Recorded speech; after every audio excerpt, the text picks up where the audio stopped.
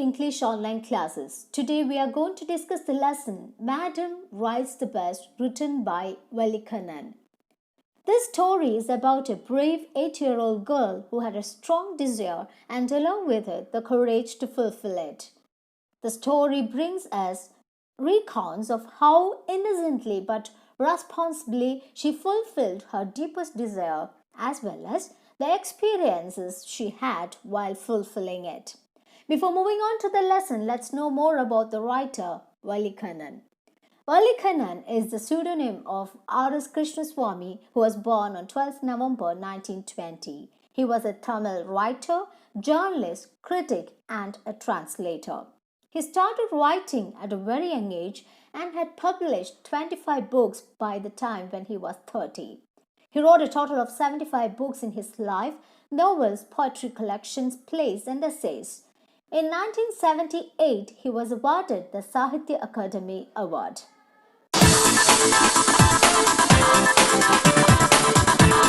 Let's read the story. There was a girl named Valli who was called Valli for short. She was 8 years old and very curious about things.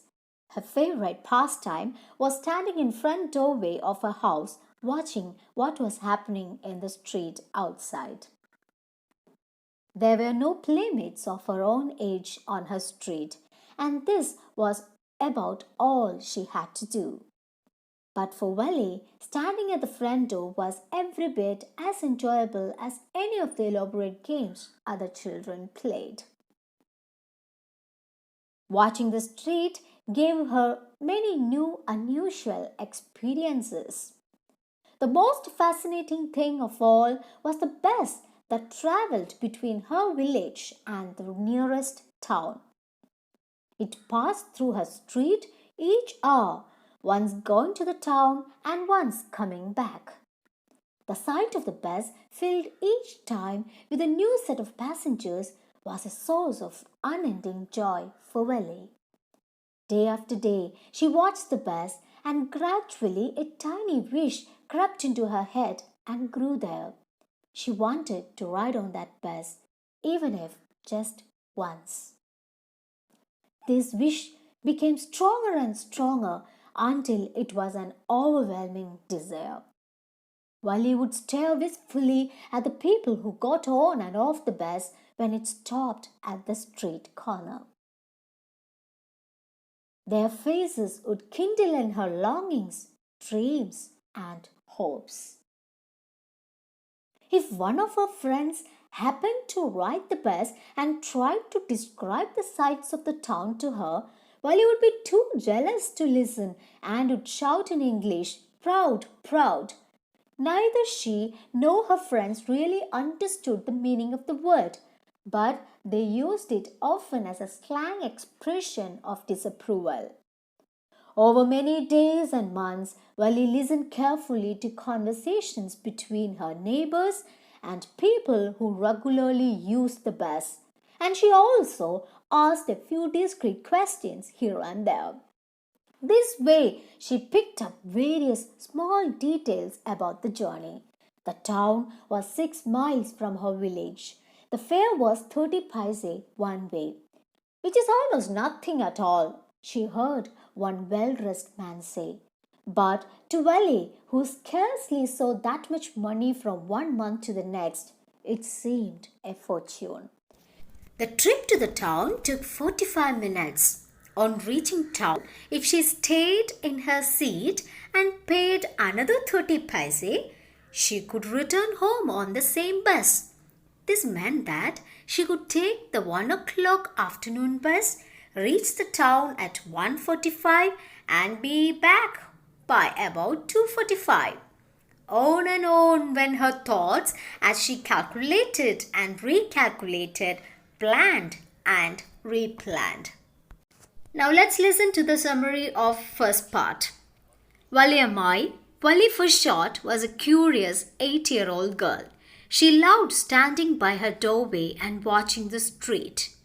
She saw so many new and unusual things happening on the street every day. But the thing that fascinated her the most was the bus.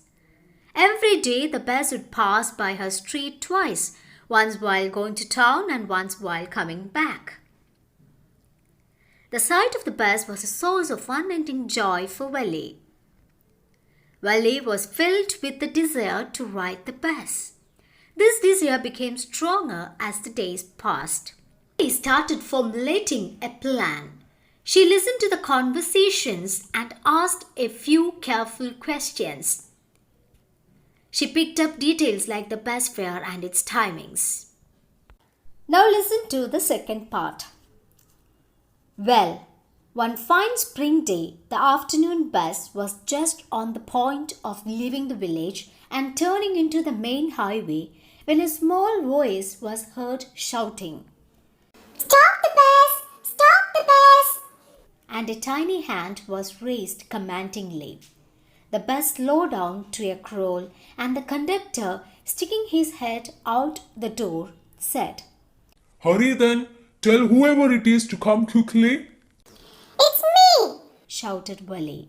"I'm the one who has to get on." By now, the bus had come to a stop, and the conductor said, "Oh really? You don't say so." "Yes, I simply have to go to town." said Valli, still standing outside the bus. "And here's my money." She showed him some coins, Okay, but first you must get on the bus." said the conductor, and he stretched out a hand to help her up. "Never mind. She said, I can get on by myself. You don't have to help me." The conductor was a jolly sort, fond of joking. "Oh, please don't be angry with me, my fine madam. He said, Here, have a seat right up there in front. Everybody move aside, please. Make way for madam." It was the slack time of the day, and there were only 6 or 7 passengers on the bus. They were all looking at Valli and laughing with the conductor. Valli was overcome with shyness.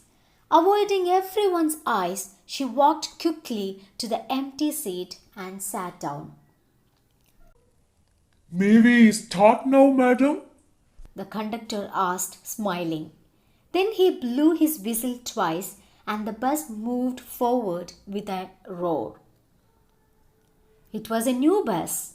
Its outside painted a gleaming white with some green stripes along the sides. Inside, the overhead bars shone like silver. Directly in front of Valli, above the windshield, there was a beautiful clock. The seats were soft and luxurious. Valli devoured everything with her eyes. But when she started to look outside, she found her view cut off by a canvas blind that covered the lower part of her window. So she stood up on the seat and peered over the blind. The bus was now going along the bank of a canal. The road was very narrow. On one side there was the canal, and beyond it palm trees, grassland, distant mountains, and blue sky.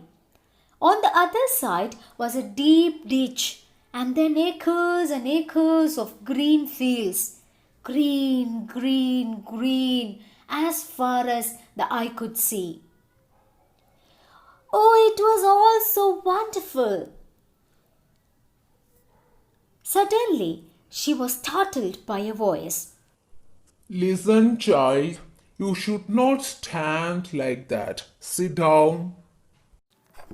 Sitting down, she looked to see who had spoken. It was an elderly man who had honestly been concerned for her, but she was annoyed by his attention. "There's nobody here who is a child. I have paid my 30 paise like everyone else." The conductor chimed in. "Oh, sir, this is a very grown-up madam. Do you think a mere girl could pay her own fare and travel to the city all alone?" Valli shot an angry glance at the conductor and said, "I'm not And madam, please remember that. And you have not yet given me my ticket. I will remember, the conductor said, mimicking her tone. Everyone laughed, and gradually Valli too joined in the laughter. The conductor punched a ticket and handed it to her. Just sit back and make yourself comfortable. Why should you stand when you have paid for a seat? Because I want to. She answered, standing up again. But if you stand on the seat, you may fall and hurt yourself when the bus makes a sharp turn or hits a bump.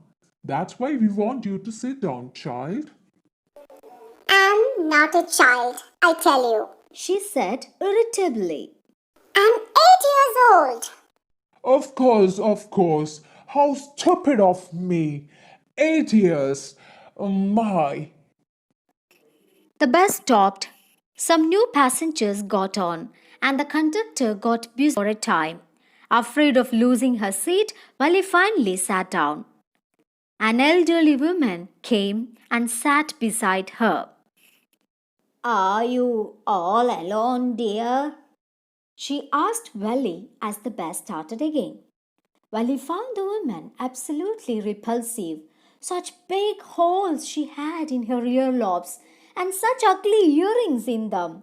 And she could smell the betel nut the woman was chewing, and see the betel juice that was threatening to spill over her lips at any moment. Oh, who could be sociable with such a person? Yes, I'm traveling alone.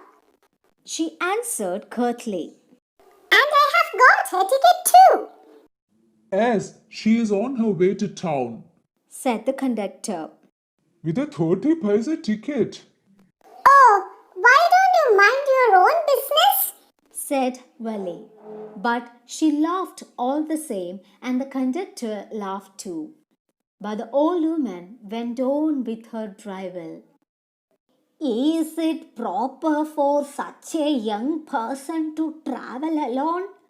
Do you know exactly where you are going in town? What's the street? What's the house number?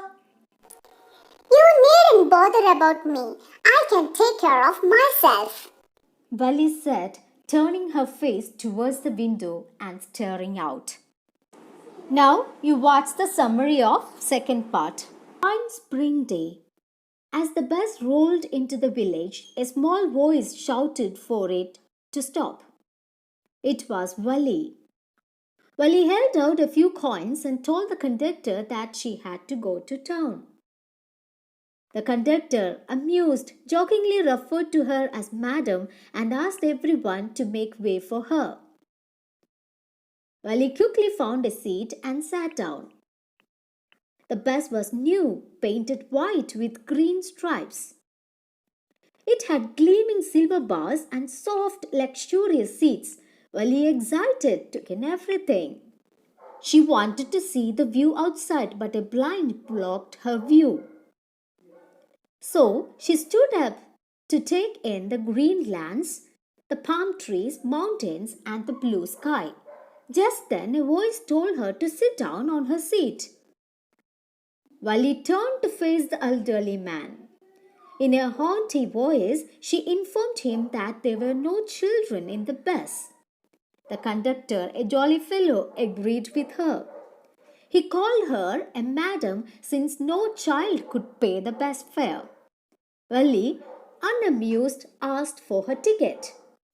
As they moved on, more passengers entered the bus. Valli finally sat down on her seat.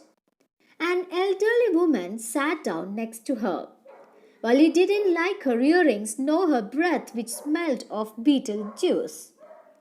When the woman told her that it wasn't proper for a child to travel alone, Valli retorted that she could take care of herself. Now let's move on to the third part of the lesson. Her first journey. What careful, painstaking, elaborate plans she had had to make for it.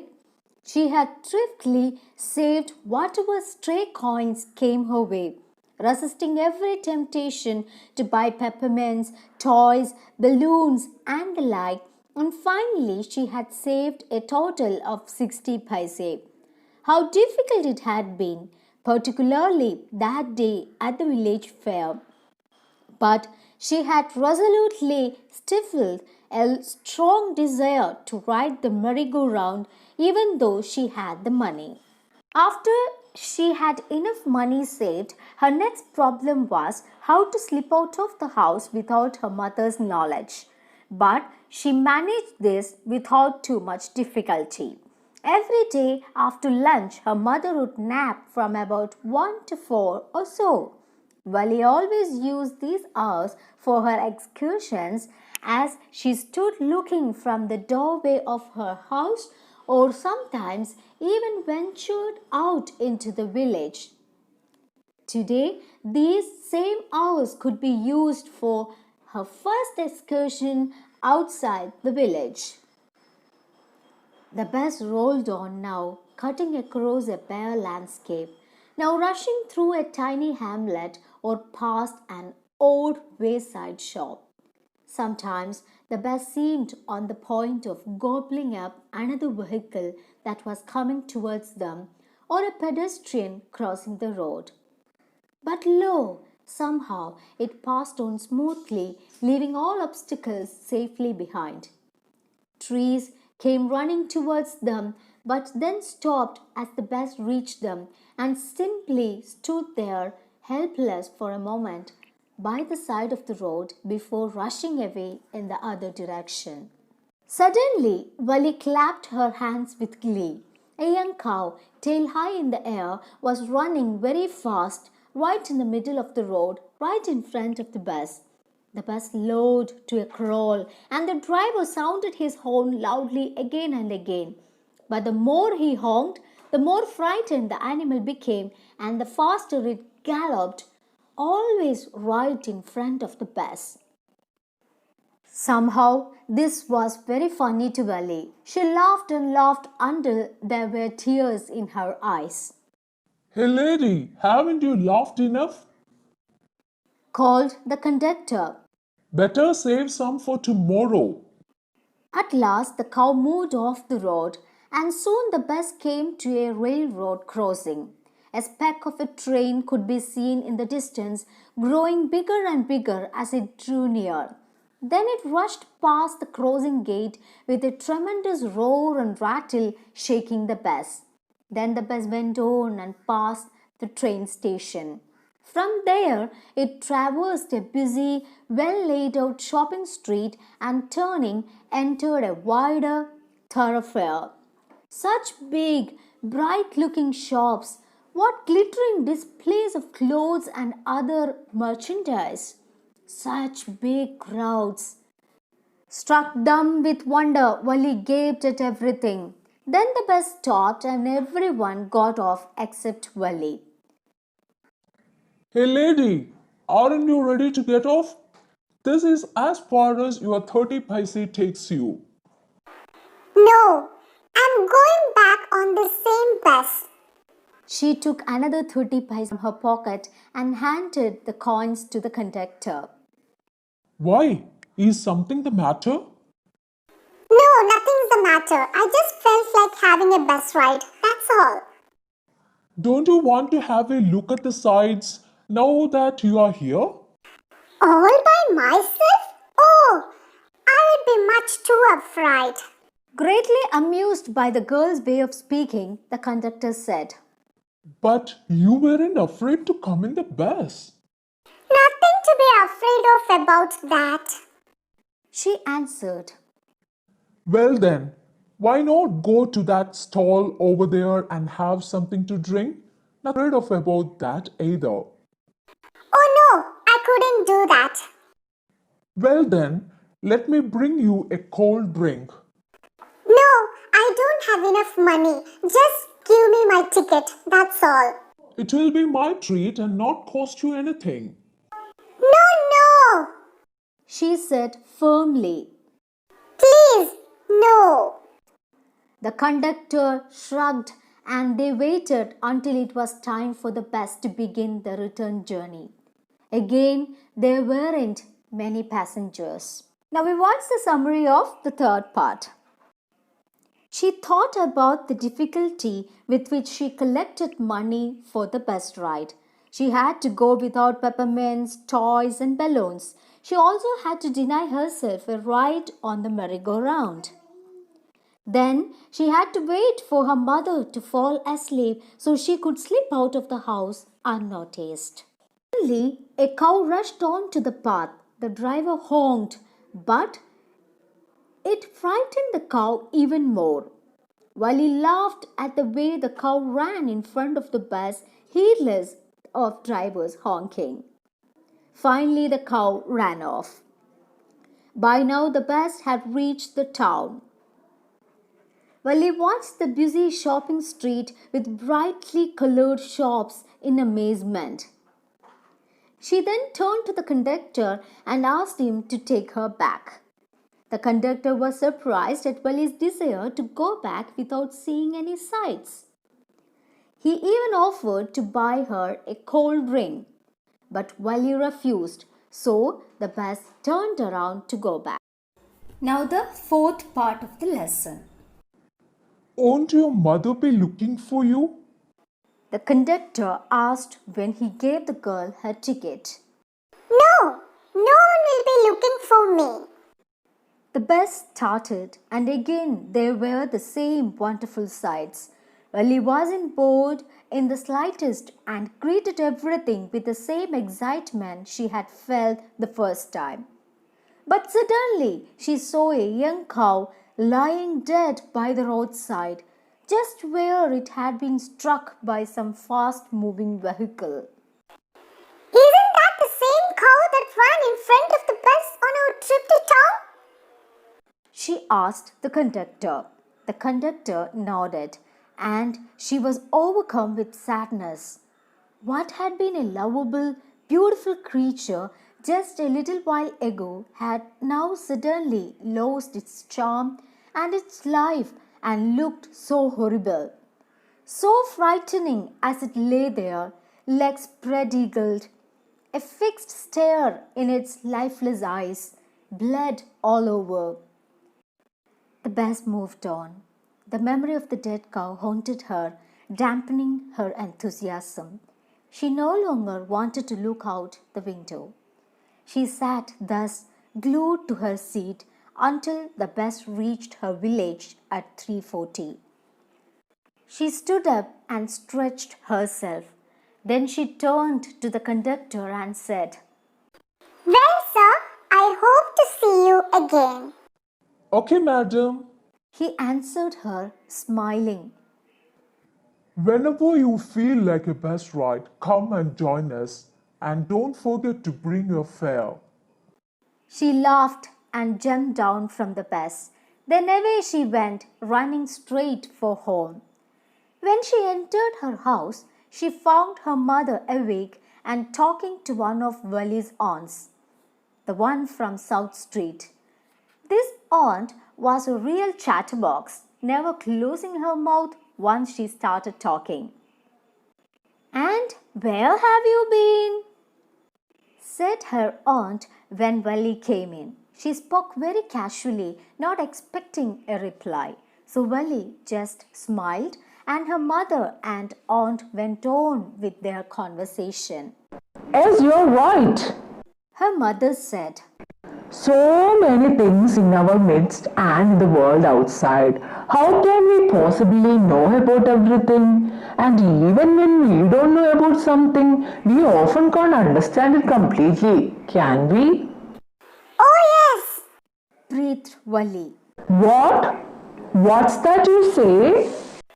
Oh, I was just agreeing with what you said about things without our knowledge. Just a cheat of a girl, she is, said her aunt. And yet look how she pokes her nose into our conversation, just as though she were a grown lady. Valli smiled to herself. She didn't want them to understand her smile. But then, there wasn't much chance of that. Was there? Now we watch the summary of the last part. Valli felt as excited by the return journey as she had for the first one. However, as they lumbered forward, Valli saw a dead cow on the street. It was the same cow that she had seen earlier. Valli felt sad. She no longer felt like enjoying the view outside. When the bus stopped, she got down and went straight to her house. At the house, her mother and aunt were busy talking. Valli was told off by her mother when she tried to join in on the conversation. Valli, unoffended, smiled at them, thinking fondly of her bus ride. Dear children, this particular story is written by Valikanan in Tamil and it is translated by K.S. Sundaram and illustrated by R.K. Lakshman. How is the story? Hope you have enjoyed it very much. Now we can move on to the new vocabularies and its meanings. Wistfully. Wistfully means longingly. Kindle. Here it means set the feelings. Discreet. Discreet questions. That means careful questions. Slack time. A time when there is not much work. Devoured. Devoured means read something quickly and eagerly. Normally we use devoured for eat something quickly and eagerly, but here the meaning is read quickly and eagerly. Canvas, it's a fabric, a coarse fabric. Blind means it's a partition. Haughtily, proudly. Repulsive, causing strong dislike.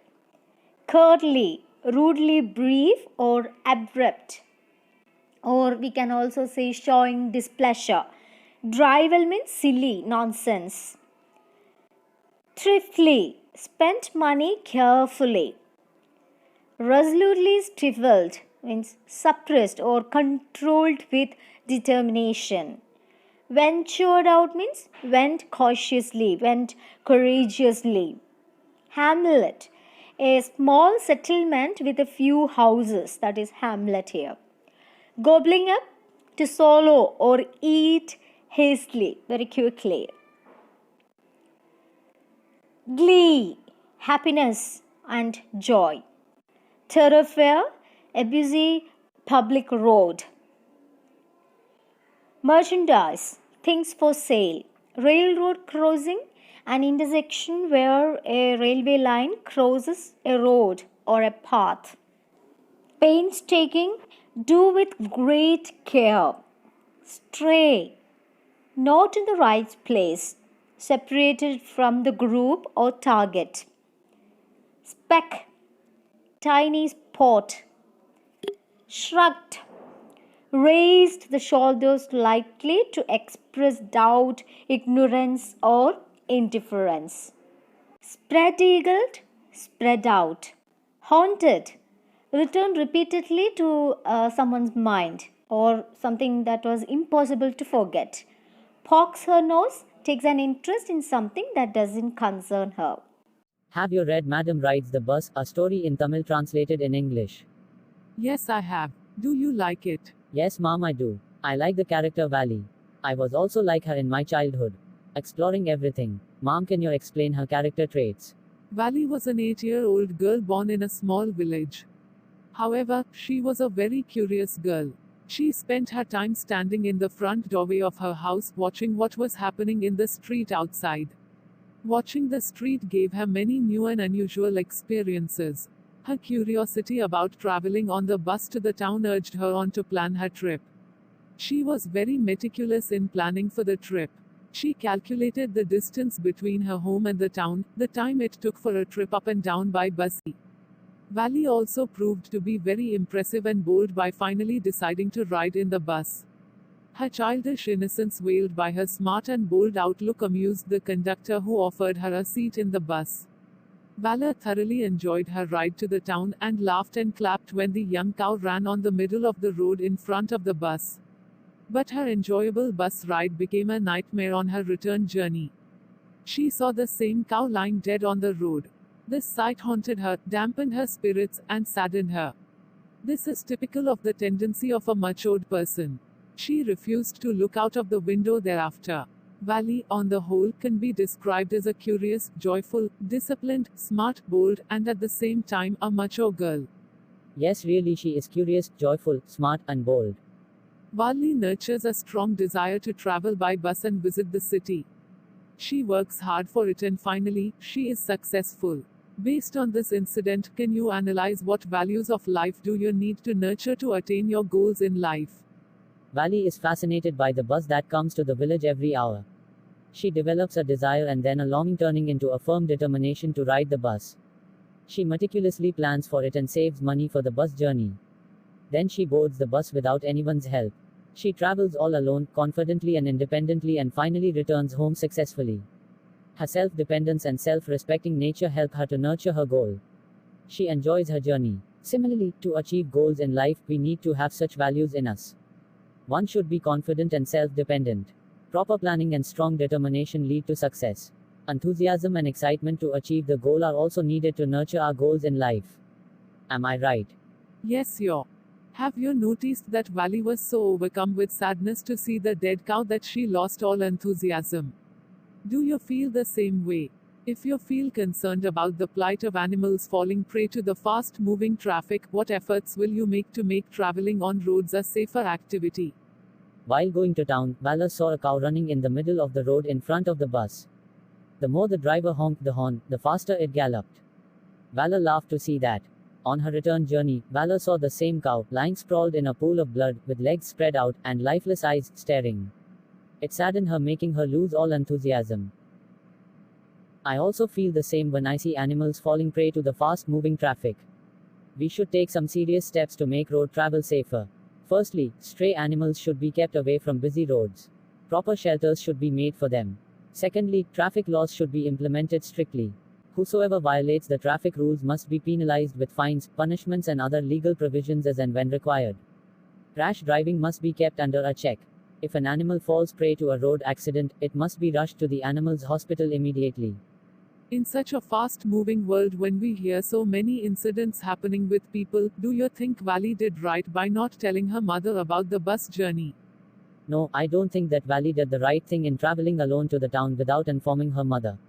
By doing this, she put herself in a vulnerable position, as she could have easily been a victim of child abuse had she come in contact with wrong people. In fact, she was lucky to return home safely. Children should always travel along with their parents or elders, as they are easy targets for criminals. We hear a lot of instances of crime committed against children these days, like kidnapping, child abuse, rape. Valli could have expressed her desire of traveling in the bus to her mother. I am sure that her mother would have fulfilled her wish by taking her on a bus ride. You are absolutely correct. What does Valli mean when she says, "I was just agreeing with what you said about things happening without our knowledge"? Valli's mother said that many things happen around us, but we are usually unaware of them. Valli had gone on a bus ride to town all alone and had come back without any harm. She did all this without the knowledge of her mother. Hence, she agreed with what her mother said. Behavior of the conductor in Madam Rides the Bus is an example of good manners.